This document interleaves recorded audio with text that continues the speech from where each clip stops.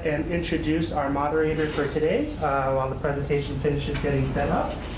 Manuel Gomez is an associate professor of law here at FIU, where he currently teaches courses on complex litigation, international arbitration, law and society, and introduction to international and comparative law. Professor Gomez also has law teaching experience at other U.S. schools such as Stanford and Iowa, and at several Latin American and European universities.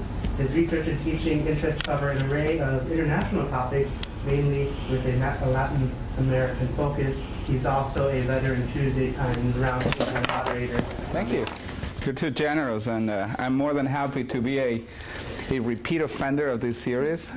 I'm of course saying it in a good way. It's always a very refreshing opportunity that one like myself has to engage with an audience of people interested in a topic outside of the structured environment of the class, and yet at the same time very engaging from an intellectual perspective, and also to have fun. Why not?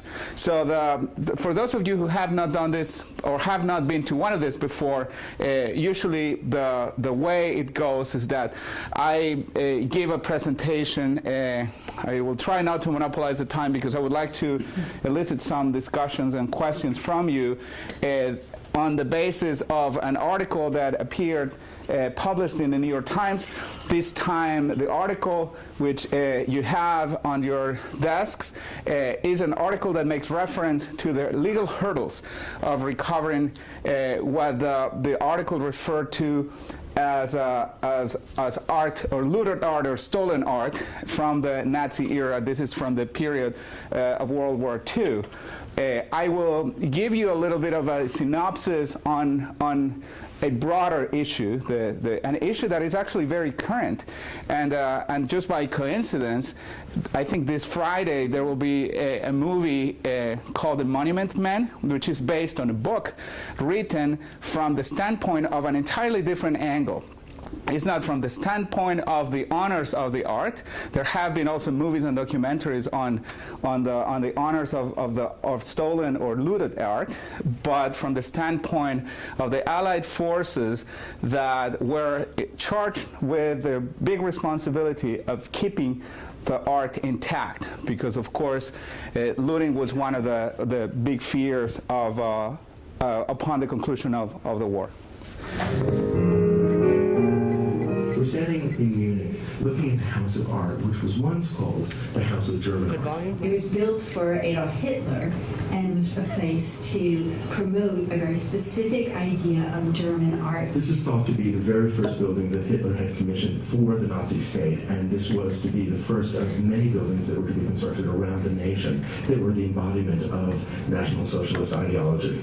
As we look at this building, it's hard not to notice that the Nazis were drawing on the classical tradition of ancient Greek and Roman architecture. Yes, but by way of 19th century classical revival traditions, especially in Germany. We might think of the work of Schinkel up in Prussia, in Berlin especially, and we might think of the work of Klenze here in Munich. These were artists that took the ancient tradition and appropriated them for their age. This building is a little bit different. It is even more spare. It is even more stripped down. But we can see this long Doric colonnade on either side, giving a sense of order and power. And I think timelessness is another word that we should use about this architecture. There was an aspiration toward the eternal or timelessness, that ancient Greek architecture stood for those very values that the Nazis wanted to embody, as opposed to what they considered degenerate art or sickly, unhealthy art that was actually exhibited just a few blocks away. There were two major exhibitions of art that were opened in 1937. They were meant to be seen in opposition to each other, and they were only about a block and a half from each other. The great exhibition of German art opened here at the House of German Art, but then in a temporary exhibition space was the first iteration of the Entartete Kunst exhibition, the degenerate art exhibition. We use that word degenerate, and what it really meant for the Nazis was an art that was sickly and unhealthy, the art that today we hold as most dear. If you go to modern art museums, you'll be looking at the art the Nazis considered degenerate. Artists like Schmidt-Rottluff or Paul Paul Klee or Max Ernst, Kirchner, all of the great early modernists. And those artists were drawing on so-called primitive art. They deformed the human body. They used extreme colors. They distorted space. These were all things that Hitler rejected. He was looking for an art that was ideal and beautiful and perfect and that represented a kind of timelessness. So this architecture and the art that was meant to house were tied up in National Socialist ideology. Germany had gone through a very rapid industrialization, and the National Socialists, the Nazis, looked back to a kind of invented agrarian past that they romanticized. And so the contemporary ills that came with industrialization, that came with urbanization, were vilified. And art that was representative of those changes, a kind of international character, a kind of risk-taking, all of the aspects that we associate with modern art is something that was vilified. And this building was built specifically as a kind of antidote. And you could say that another aspect of modern art is that it's constantly changing, right? There's Cubism and Futurism and Dadaism and all of these movements always trying to stay contemporary as opposed to what Hitler was wanting for the Third Reich, which was timeless. In fact, Hitler spoke to this directly. In the speech that Hitler gave on the opening of the first exhibition, he said, "Until the moment when National Socialism took power, there existed in Germany a so-called modern art. That is, to be sure, almost every year another one. National Socialist Germany, however, wants again the German art." So when Hitler says a German art, make no mistake, what he means by that is eradicating another kind of art and denying those artists the ability to make art, sending some of them off to concentration camps.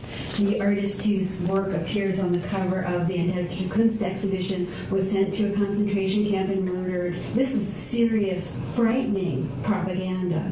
So the kind of art that was being exhibited here was really an art of exclusion, and it was really a kind of propaganda, and it reminds us of just how powerful the visual arts can be as a tool of the state. And the person who embodies this most is a man named Adolf Ziegler, who was a painter, and the man responsible for putting together the first exhibition of great German art here in the House of German Art, and also organizing the Entdeckte Kunst exhibition. And Ziegler was a favorite of Adolf Hitler. In fact, his painting, The Four Elements, was hung in the Reichschancellery in Hitler's own office in Berlin. Characteristic of Ziegler's work, and characteristic of much of the painting and sculpture that was exhibited in this first exhibition in the House of German Art, is a classicism. We see an emphasis on eternal properties like the four elements, like the four seasons, and we see an emphasis on a particularity and a kind of hyper-clarity that we might associate with 15th century Northern art.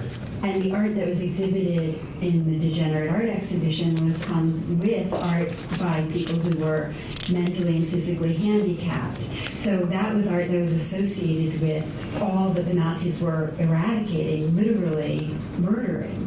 And it was wildly popular. Estimates put the attendance to the Entdeckte Kunst exhibition between 2 and 3 million people. And you know what? Even now, in the beginning of the 21st century, there is still real controversy about modernism. People still get upset. And I think it's important to understand our uncomfortableness, but also the kind of historical dimensions by which intolerance of art can become dangerous. Very dangerous. Maybe this is a good time to read a little bit more from Hitler's speech at the inauguration of that first exhibition.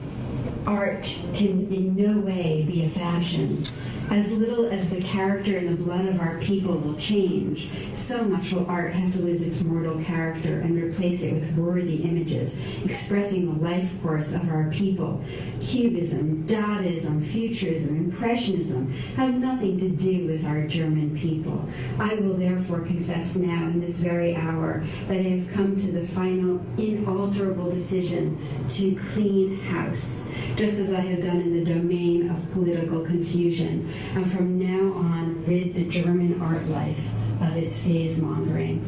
Those are chilling words. And of course, Hitler did with people what he also did with the art. It's interesting to note that the motto of the Austrian avant-garde, and Hitler was, after all, Austrian. And he was a would-be artist. The motto was, to each age its art, and to art its freedom, the very opposite of the ideals that Hitler was trying to promote. The video that you saw conveys that it was a major policy of the Nazi regime to destroy all forms of art that they would deem as degenerate art. And the term degenerate art is also referred to in the article that you read for today, which is in essence a type of art that would go against the, not necessarily the ideology. One of the things that the Nazis did is that they made it degenerate art was basically art that went against the ideology of the National Socialist Party, but also went against the interest of the state or against the identity, the national identity of Germany. But interestingly enough, and of course it became a symbol again for the prosecution of the Jews. Most of the artists who were prosecuted, so there were different reasons why you would be prosecuted. Number one, if you were a Jew artist who happened to be a degenerate artist, you would be, it's like a three-striker. But you could also be a non-Jewish artist who produced degenerate art. You would also be in trouble. Perhaps you would not be sent to a concentration camp. You would be forced to sell your art. Your art would be confiscated. You would not be able to perform or to display your works in any place in Germany and the occupied territories, and there would perhaps be some punishment or sanctions. So it's not the Nazi regime the only beneficiary of this purge, but then competitors, in the art dealing world, and also some other painters. But that is not the subject of today's talk. But interestingly enough, the term degenerate art didn't come from the Nazis. In fact, it was coined by an intellectual by the name Max Nordau, who was an Austrian writer who wrote a book called The Generation Entertung in 1892. And interestingly enough, Mr. Nordau was Jewish. He was actually a Jewish intellectual who decried the degeneration of society. He was also a philosopher. In the time when he writes in the late 1800s, there is this switch in the arts and in the intellects and in sciences. It had been what the French had called the end of the century, the fin de siècle. So the end of the century was really the end of the beauty of art, the end of the beauty of letters, and it was this transition into coincidentally many of the social movements that defined that era. So Mr. Nordau writes his work at a time where he is, as many others who were nostalgic for the past. He says society is bound to degenerate itself. People are degenerated in social, in economic, in political ways, and we ought to stop that. So this is him in 1892. The Nazis started adopting this very conveniently, ideology in the early 1930s. But Nordau also informed his thinking on a very famous Italian criminologist whose name, that's a center picture, Cesare Lombroso. And Cesare Lombroso wrote this, one of his opera magnas was The Criminal Man, L'Uomo Delinquente. And the criminal man, in essence, was a theory that is still studied in criminology today that assumes that people are evil in their state of nature. So people are evil in the state of nature. We are not generous. We're not kind-hearted or kind-spirited. We are selfish, and we tend to commit crimes unless there is regulation or constraints, social constraints. So Lombroso makes an impact on Nordau's thinking. So you can see this this is not fabricated by the Nazis. The Nazis adopted, used it to their advantage decades later, but this had come from before. So what happened in the 1930s? The apex of this is in a pre-war era, so the war didn't start until 1939. So in 1933, the Nazi Party had already started adopting this idea of degenerate art, and the label had been used to ban and to punish those who were not viewed with pleasure by the government. And this has happened in other historical contexts too. We can talk about it during the Q&A. In 1937, Hitler appoints Goebbels, who is in the picture, the picture with the overcoat and the hat, as the head of the Reich Chamber of Visual Art. So Goebbels was the Minister of Propaganda of the Nazi regime, a very, very powerful man with an exquisite taste as well. So he amassed an enormous collection of artwork, and we can also talk about that. So it was also a little bit of selfishness that drove these people into that. They saw it as a mission, as a personal mission to vindicate what they stood for, what they believed was in their own interests. So the Reich Chamber of Visual Art was a commission, 6-person commission, appointed basically to censor and to oversee or to filter art that was adequate or inadequate. In other terms, art that was degenerate or non-degenerate art, or pure art. So what they did is that they collected thousands of artworks. Word has it that it was about 5,000 artworks that were collected or seized, and we're going to talk a little bit about the legal dimension of it. What does the law have to do with it? Which is what I know about a little bit. And in 1937, they put together this massive art exhibit, and there's a wonderful website, and there are many books for those of you who are interested that show most of the work that was shown in 1937 in Munich, and that is called the Degenerate Art Exhibition. And you might ask yourselves, why? Why not destroy the art right away? Why not sell it? Why not put it away or burn it? They had burned books in the early 1930s. They had burned books that were books against the ideology of the socialist Nazi regime. That painting by French painter Jan Metzinger is one of the paintings that was showcased during that exhibit.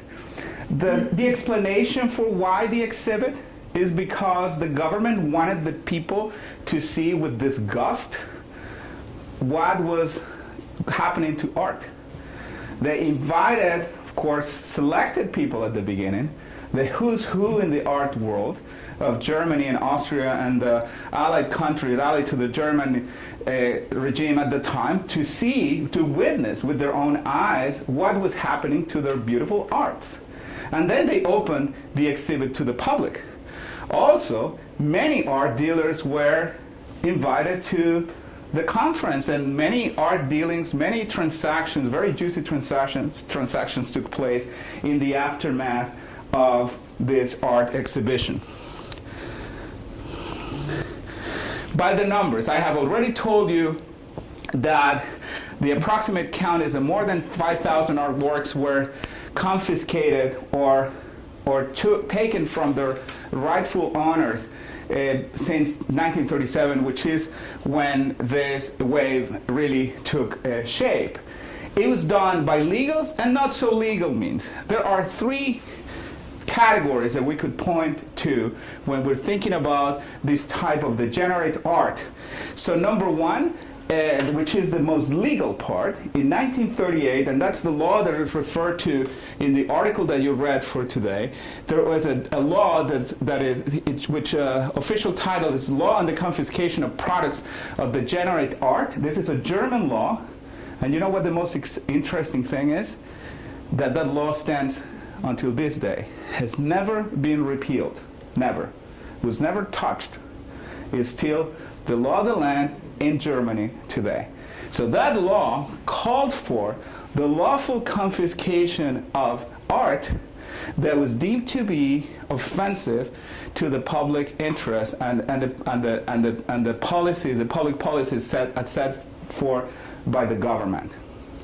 So this gave the regime the legal means to then go and take art from painters and sculptures and other forms of art expression, even music. There is a really interesting side story about music, and then take it and make it property of the state. the law calls for, this property to be taken to museums or the depositories and so on and so forth. Some of that happened. And that's actually one of the reasons why, to this day, we can still see some of the artwork. So in hindsight, it was not really a bad decision to put it in museums or to catalog this art. One of the advantages of having this type of thing, if you want to try to see the positive within the sea of negative stuff, is that allowed for future generations to be able to access that, because there were inventories and there were proceedings. I'll tell you a little bit about why is it that the law hasn't been repealed and what's going on today. Artwork, second category, artwork seized in connection with acts of persecution. This is the so-called looted art. Either outright stolen from their Jewish owners, mainly Jewish owners. This is a political persecution. You're Jewish, I break into your house, I'm a Nazi soldier, so I will take everything I can and I will pass it on. And that happens in the situations of armed conflict. And it has happened in many other historical events.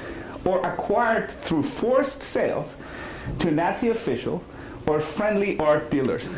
Someone was a well-known Jewish merchant or a banker or a wealthy individual who happened to have a good art collection, and that person knew what was going on, what happened to your neighbor.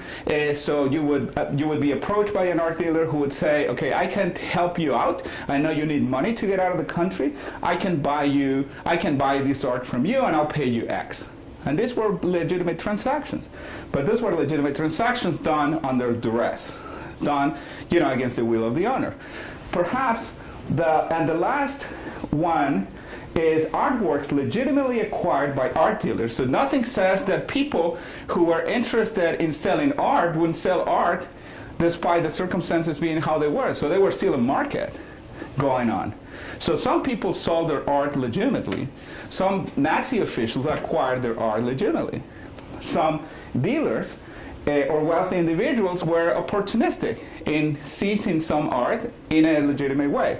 So that has brought a big layer of complexity to all this art, because there are many collections that feature, art in the three categories: acquired through the confiscation of products and then resold by the German government to an individual or to an institution, or stolen from the institution that acquired it legally, or art forced to be sold.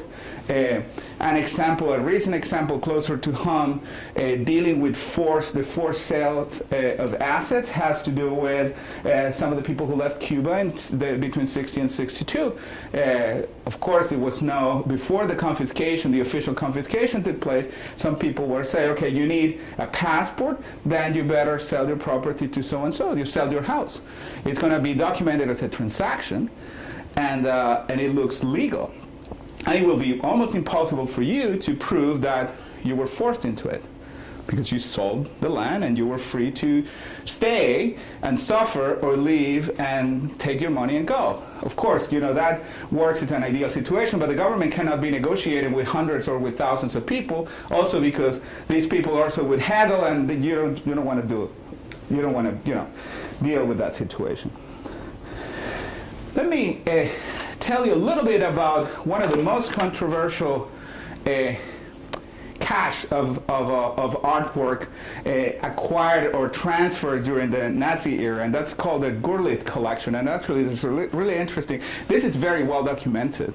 So Hildebrand Gurlitt was an art dealer. Was one of these opportunistic art dealers who was close to the government, who was very well connected. He might have been invited to that degenerate art exhibit, or at least he was around in that time, and he happened to acquire almost 1,500 stolen and confiscated artwork, including paintings by Marc Chagall, Paul Klee, Henri Matisse, and Pablo Picasso.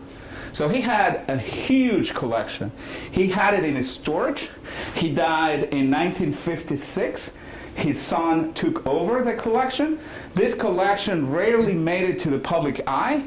Some works were sold or transacted during the years, but most of it was kept hush-hush. Perhaps they wanted, it is like a gold mine. You're sitting on a gold mine. You don't need the money now, so just stay with this. You probably 200 years from now, 100 years from now, you will there will be a market for it, or you could get rid of it, or perhaps you're not interested in getting rid of it, period. So in 2012, Cornelius Gurlitt, his son, was stopped in the Swiss border. He was asked by German officials whether he had any money with him. He said, no, I have no money. And then they said, well, we need to check you. And they find 9,000 euros in his pocket, which is not illegal. In Europe, you can have, money, and you could have that amount of money. But he was suspicious. So the officials arrested him or detained him temporarily. And they saw that he was a wealthy man. They opened an inquiry on him. They realized that this guy has never worked. He cannot demonstrate where the money comes from. And for some reason, illegal means were found to open an investigation on Mr. Gurlitt. He had done nothing illegal. But there was an investigation just to find out who this guy is. We're in the ages of terrorism and money laundering, and better find out who he is. What they found after getting a search warrant for his property, they found some very valuable artworks in his house, and then that led the German police, to a storage where they found 121 framed and 1,258 unframed artworks. And that was a big finding. What happened, that's an ongoing legal controversy.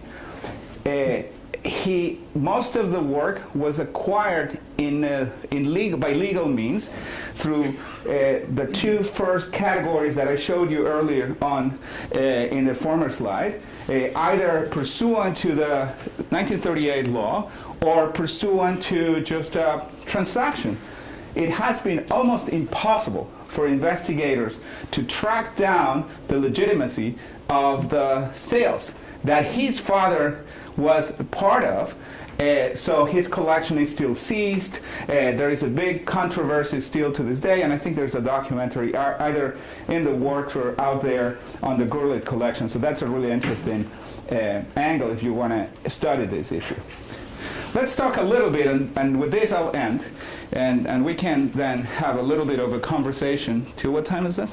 1:30? Close to 1:30. Okay. It's right now. This one? 1 or 2. Okay, perfect. So there is a really interesting dimension of international law. Of course, what the article that you read for today talks about is a German law, 1938 law that is still in force in Germany, that authorizes the state to confiscate art that goes against public decency and so on and so forth. Unfortunately, I don't have the text with me, but I'm happy to share it if people are interested in the text of the law. And we can talk a little bit about during the question and answers segment about why is it that the law still stands. That's one of the things that was shocking to many people when the article came out. What? A law passed during the Nazi regime, when most laws, one of the first actions of the Allied was to try to abolish every single law that was deemed discriminatory or unconstitutional or an affront to the fundamental rights of people. And this had been an instrument that had been used by the regime to thwart their enemies. So there have been different international agreements and international instruments or cases that have had international dimension. The two first ones refer to the realm of international law. There were a number of reparation agreements during the 1950s, concluded during the 1950s, between the German state and other states. The notable one is one between Germany and Israel that deals with the reparations of harms or harms sustained by individuals and entities during the war. So basically monetary compensation and other types of awards. Then in 1951 there was a big meeting, a big international meeting known as the Conference on Jewish Material Claims against Germany, to try to compile all these would be litigation against the German state, against many private actors, and that's known as the Claims Conference of 1951, and many agreements came as a result of that conference. The two last items are cases that deal with the United States, but that have a direct bearing on Nazi or Nazi-era art. The number one is a big case, a big settlement that took place in the United States several years ago. It's known as the Swiss bank settlement, also known as the Holocaust victim assets litigation. This is not necessarily directly referred to artworks, although there is some artwork component, and in essence this litigation was about the role of the Swiss banks during the Nazi era. Basically, wealthy individuals who already had accounts with Swiss banks and disappeared, either because were sent to concentration camps or were tortured and killed, or their assets were forfeited, and then the German government opened an account with the Swiss bank, or German nationals who got a hold of property or money that belonged to Jewish merchants, in turn opened an account with the bank. So the banks were sitting on these piles of money for years and years, and gold too, and artwork, people who had safes with Swiss banks, who, in face of deportation, would then trust their banker or their middleman and say, okay, go and open a safe in a Swiss bank. We know it's going to be secure there.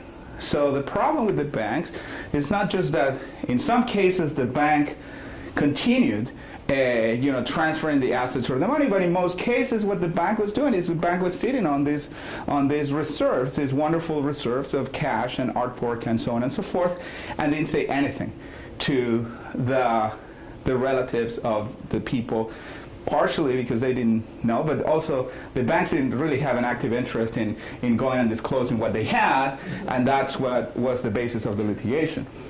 And then there is a big case, and I will end with a picture that is in the next slide. Republic of Austria versus Altmann is a Supreme Court case. For those of you who are not familiar with the nomenclatures of law cases or legal cases, when you see a number like that in the U.S. and another number in the year, that is a Supreme Court case. So in essence, what it said, that's a reference, is a case 541 of the U.S. Supreme Court. That's a page number of 2004. What's so important about this case? And I'll end with this. Have you ever seen that painting? Okay, that's Adele Bloch-Bauer. Adele Bloch-Bauer was an Austrian woman who was the wife of Mr. Bloch-Bauer. And Mr. Bloch-Bauer was a very wealthy sugar merchant from Austria, from Vienna actually. And he was one of the supporters of Gustav Klimt, who is the author of the painting. This painting is significant for different ways. So this is the only painting that Klimt painted. This is the only model that Klimt used twice in any of his paintings. There is the portrait of Adele Bloch-Bauer 1 and the portrait of Adele Bloch-Bauer 2, which is a variation of this one. And this, I'm sure, you've seen in prints and you've seen in many places. So what happened with that? So Mr. Bloch commissions Klimt to do a portrait of his wife. He does it. They had a massive art collection.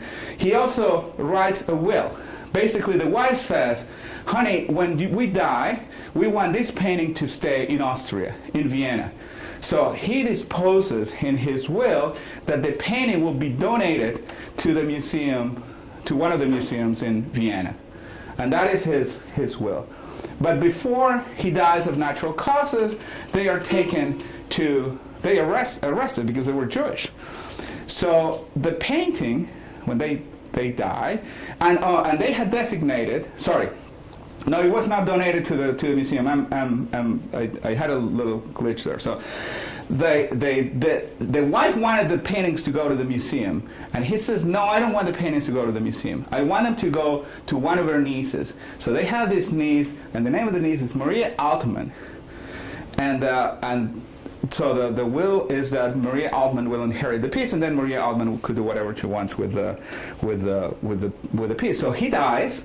The Austrian government seizes the paintings and says these paintings belong to Austria, and keeps the painting in a museum. What happens is that years later, Maria Altman ends up in the United States, living in California actually. So Maria Altman brings litigation against the government of Austria for the painting. She said that painting belonged to me. My uncle wanted that painting to be in as part of my property when he died. There is his will. His will is legal. So they enter into this protracted litigation for years, then agreed to go to arbitration, which is a form of dispute resolution with private judges. The Supreme Court of the United States actually, because Austria, why does it come to the Supreme Court of the United States? Because the Austrian government says you may not sue us in any ordinary court because we're immune from jurisdiction of the courts of the United States. So the Supreme Court of the United States says that's not true.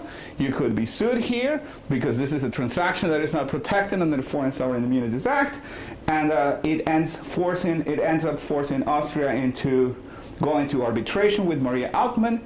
They both go to arbitration, and the arbitrators rule in favor of Mrs. Altman and force the Austrian government to relinquish property of the painting. So Maria Altman, at the time, was very old. She then dies. It's a bunch of relatives. They sold the painting.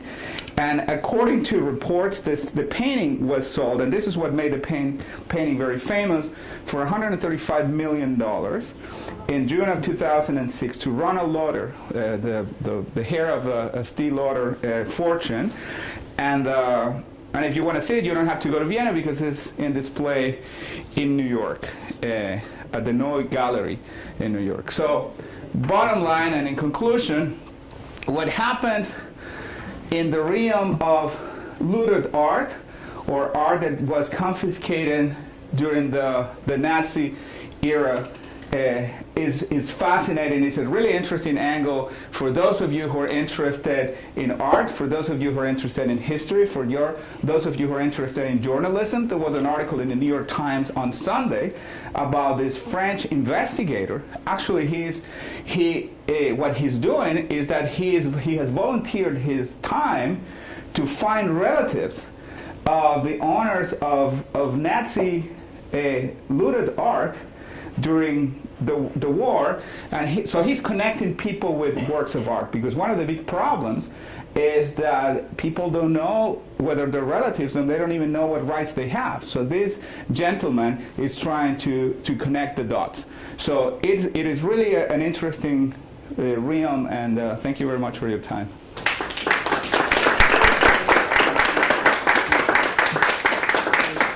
So any questions or comments? Yes? Why is the law having such a hard time being repealed? Okay, so that's a very good question. So there have been well, now more recently, there's this huge outcry for, why is it that a law that was passed in 1938 has not been repealed? There are two answers to that. Answer number one is, well, for the same reason why not all the laws that were enforced at the time have been repealed. Because that law, in the wrong hands, could have done really bad things, but it is a law that was crafted in a way that it was somewhat neutral. So it refers to the policy that goes against the policies of the state. Well, the policy of the state at the time was that policy to desecrate, degenerate art, as we were talking about earlier on, but it is not the policy of the German state today. So that's answer number one. Answer number two is because it would be very, very complicated. Then if you repeal the law, then the chain of succession of all this art would become a nightmare, because in the last 60 years, some of these artworks have been sold over and over several times to legitimate purchasers. So what do you do with someone who acquired artwork legitimately? You would say, hey, you don't deserve this artwork, and you paid for it legitimately, so that person will have a claim. and then another person will have a claim, and another person will have a claim. So transitions are very difficult. The same way as transitions of other types of property are difficult as well.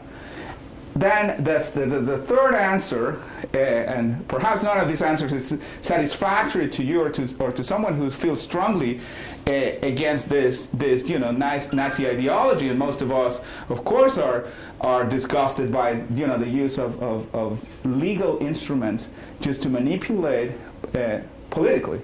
But it has been done over and over and over, and will continue to be done, I'm sure, by other regimes. So the third is that there have been such a strong effort to recover looted art that just by changing the law and making a legal, or turning into a legal nightmare for the legitimate owners, is not going to solve the problem, because the current state of the law still allows for the prosecution of people who got pieces of art in an illegitimate fashion, and that's why I showed you the Gurlitt affair, because what happened with the Gurlitt affair is that even in the context of what we have today, with that law in force, Mr. Cornelius Gurlitt is subject to legal proceedings in Germany. Any other question or comment? The painting, you just told the story of, you said Austria got it because Austria confiscated it. Well, Austria confiscated it from the blocks, from the owner. Well, So the owner is taken to a concentration camp, dies, and the Austrian state at the time didn't make an effort to find out whether there was a will, which is the legitimate ways how you transfer property, or one of the ways how you transfer property upon your death. It's ours. Sorry? If you want it, it's ours. No ifs, ands, or buts. Right. But basically, the Austrian government says, well, this belongs to Austria, and it should stay in a museum. That was a good thing that it stayed in a museum, because the world could see it. So Maria Altmann knew where the painting was, and then she brings a claim against Austria, and Austria says, wait, we found that we acquired legitimately because it was abandoned after he died. She said, no, that belongs to me, because I have a legal standing to claim it was inheritance. is the law still used today to enforce things that are against the state policy? You mean the 1938 law? That is a wonderful question. I don't have an answer to that. Actually, I was thinking that. And when I read this article the first time, and this is why I proposed it, and I tried to ask people that I know a little bit, and everyone came with the same answer, saying, I don't know. And I was really curious about that, whether the law is still in use. So people that I know that know a little bit more about this than I do claim that they say, no, I don't think any cases have been brought under the law, but there might be. But that's a very good question. So it shows you an interesting concept, the instrumentality of the law. The law is an instrument. That very famous line of all these kid movies, like the right thing in the wrong hands. So the law could be that. The law could be a neutral, not value-infused instrument, and then depending on who has it, and you saw that the history of degenerate art is not something that the Nazis crafted or made up. It came from before. It was an ideological movement who came from no other than a Jewish ideologue or someone who was an intellectual who said, well, the world is degenerating. Did the Nazis know the guy who made that idea was Jewish? Probably, but by that time it was washed out. So it was not. It was such an important weapon to say. And it was also kind of a general movement, as you might have today in the art world. People saying, "Well, is that art? Have you ever been to any of those exhibits in Art Basel or any other places when you see a painting?" And some people even ask, "Is that even a painting?" So imagine it was the same sentiment. To an artist, that's an insult, but to an outsider, it could be just a statement of what they think. So you're basically saying, I mean, if I understand, like, what is stolen, and in the case of retribution, you win some, you lose some. No, So well, go ahead. ultimately, it's like a moral thing. Like when it came to the cases of the Nazis testing, things on live humans, and we're still trying to figure out whether we should use this research or not. It's basically down to morality, whose morals are right, or who has the possession and who wants to give it up. Right, I don't think it's that black and white. I understand your concern, but basically the picture is kind of checkered. It's not just black and white, or there are many gray areas. There is certainly a moral or immoral side of the story, even if done by legal means, even if, arts under transactions conducted under number 3, legitimately acquired by art dealers, Nazi officers, or wealthy individuals, opportunistic purchases. If you know that your neighbor is in distress and needs money, and you go and say, hey, that car, why don't you sell it to me? I give you $5,000, and the car is worth $10,000. Of course, there's a moral question here, whether, perhaps you're a haggler and you only have $5,000, but perhaps you're just someone who's trying to take advantage of the situation. So that is the moral judgment, what you make in number 3. In number 2 and number 1, when in number 2, forced sales, it was not only immoral, but it's also illegal, because you cannot force someone against their will to sell the property, turn over the property to you. When you're in number 1, it's difficult, because it's still legal, it's the law, but it might be done for the wrong purposes. So the question is not necessarily about morality and immorality, but one question that we also explore when we're talking in the realm of law between legitimacy and illegitimacy. So the law could be formally legal, but then illegitimate. And certainly these laws were used for legitimate purposes. And what's being questioned now is the illegitimate use of a law, and why is it that a law that was used for illegitimate purposes is still standing today? I think it should be repealed, but there are arguments on both sides of the fence. Anthony. Did it apply to all of the Nazi territories?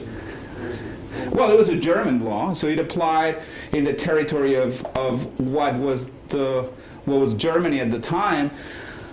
I'm not sure whether it applied to the occupied territories. My hunch is that it did, because many German laws were extended to some of the other territories, and this would be a prime. If you had the higher ups, the who's who of the regime, if Goebbels, who is number 2 in the regime, has a personal interest, and he did, in this venture, I am sure that the first thing that you would do if you were Goebbels is expand this and apply it to every other place. So that's why there's problems also with the looted material from, let's say, all the museums in Western Europe. Oh, yes. Oh, yes. Oh, yes. And most of this was not just in Germany, but in Austria too. So my thinking is that, yes, it applied too. But that's a second very good question today. That's a good one, yes. I'm curious about the degenerate art shows, and so many people went to the shows. Did that mostly accomplish what the regime wanted in disgusting people, or did it kind of backfire? Did people like that art, or are there other underlying purposes for doing that? Or, it just seems like that would backfire. And I thought that part was really interesting, that you want to hide stuff from people. Right. Like you put it on. It's counterintuitive, right? Only with a time machine we would know the real answer to it, and an invitation to it. You don't do anything by landing in 1937 and not being invited to the exhibit, right? But it's very counterintuitive. So if you want to suppress this art, why show it? Why make such a big fuss? There were posters and things, and it was propaganda. So the regime believed, rightfully for them, strategically wise, very wise, don't suppress it. If you suppress it outright, most of the people are not going to know what this is about, and we want them to know, and we want to tell them, because remember, going back to the sense of morality, these people are convinced that this is the rightfully moral thing to do. Goebbels is convinced in his own mind that this was the moral stance that was good for the country, because showing that degeneration of art and telling you, okay, that's a woman and those are the legs, is not really art. It's confusing to the children.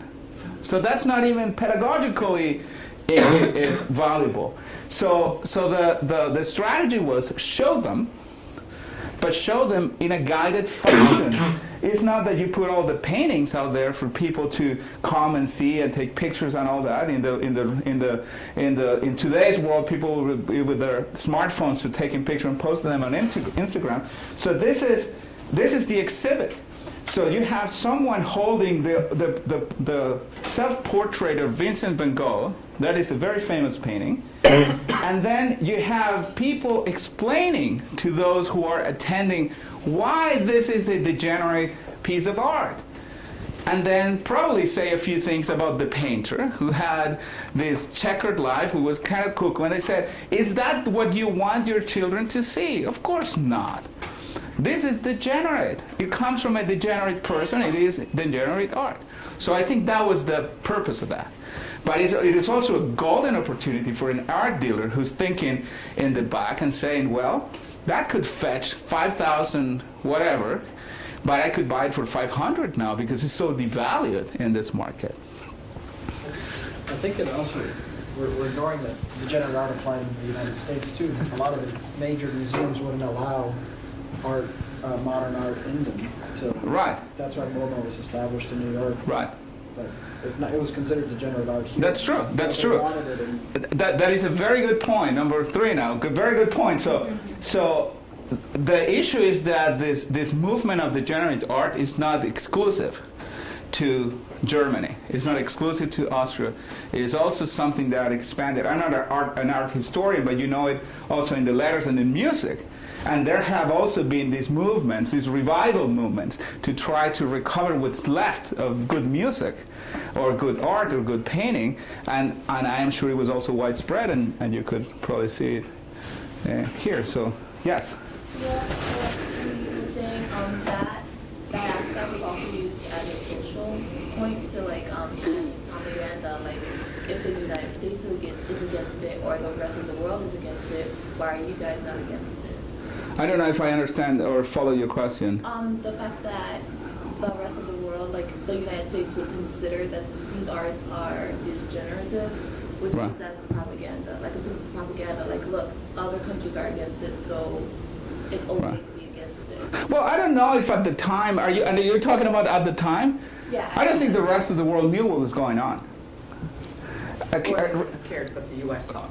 Well, but you didn't know. So communications were very different back then. I doubt it that any of the Western media actually. It is hard to find Western sources that explain that of the time that talk about the degenerate art exhibition because it was a non-issue. No, this is in Munich. This is some local thing that's going on in 1937, where the U.S. was not even thinking about joining had not been dragged into it. So I don't think the rest of the world had an opinion about it. It was, too bad for the artists. That had happened before. That continued to happen and will continue to happen, unfortunately, that artists will be prosecuted. There are issues today about, dealing with the persecution of artists. So it's not a new phenomenon. It's unique because of the dimensions of it. One last question, I think, right? If the Nazis had these paintings in the degenerate art exhibition to show how harmful they are, why were art collectors allowed to buy them? I think they were, and I said so a few minutes ago. I don't know who exactly attended, but the perception and the widespread perception is that people such as Mr. Gurlitt, and I said this when I talked about Mr. Gurlitt, I said, we don't know if he was there, if he's one of those people sitting in the back of the room, but he was certainly around. He was a known art dealer at the time, and I am sure that if he was not there, or the likes of Mr. Gurlitt were not there were Nazi officers who knew Gurlitt and then said, you know what, Gurlitt is a good candidate for that. Because then the second issue, the kind of the gray area here, is how do you dispose of this art? Books had been burned. There's a recent movie that shows the burning of books. right? Very, very good movie, by the way. So artwork, not really. The books were cheap, but the really expensive stuff, why burn it? So the big irony here is that, it isn't moral, but then find Gurlitt and sell it to Gurlitt. And then Goebbels, I need to have this collection, and the collection, perhaps, because I want to keep, it is one of the contradictions of the human condition. Of course, it's immoral. This is why perhaps people, stash porn, and besides saying, well, this is really bad, but I want to hoard it so no one else has to see it. Of course, it's in a different context, but you get the picture. So it's the sense of right and wrong. It is wrong for you, but I'm going to keep it so you don't have access to it. But the wrong here is not the value of just a magazine. The wrong here is millions and millions. You're sitting on it, so why not? Last question. The movie talks about they were going to destroy the artwork that's playing. Sorry? The movie talks about how they were going to destroy the artwork, that they're trying to prevent the artwork being destroyed. How does that play into? Well, some was destroyed. Some was destroyed, but what's remarkable, of course, if you look at, 1,500 artworks is nothing. If you think about the numbers that I gave you at the beginning, 5,000 artworks, and most of the artwork is still sitting in private homes or in private collections, or perhaps was destroyed. There were fires. When the Nazis attacked towns or conquered towns, they burned entire places. That Sunday article in the New York Times about this French investigator talks about some members of a prominent French family who were very important art dealers. He goes to the house he calls one of these people and says, "Are you related to so and so?" And he says, "Yeah, he was my great uncle." And do you know that he owned this and that? They said, "Yeah, but that was lost in the fire." Because when the Nazis came, because he was a Jewish merchant, they just set ablaze his house. And the investigator says, well, but there are 5 paintings that appear to be part of this collection, and actually that one that you're mentioning is never was never set ablaze. So I'm sure a lot of it was burned, but Van Gogh's self-portrait was certainly not. And Well, if you're can I add a little thing? Just last one, They're yes. interested in Monuments Men coming out Friday, The Rape of Europa. Right. It's a much lengthier Right. documentary with the interviews of the real Monument Men who saved some of the looted art. There is also a wonderful documentary on Maria Altman's case. I think before dying, she expressed interest in there being a documentary that would tell the story and all that, and you can find it very easily on Google. Thank you very much, and thank you. Thank you, Professor Gomez.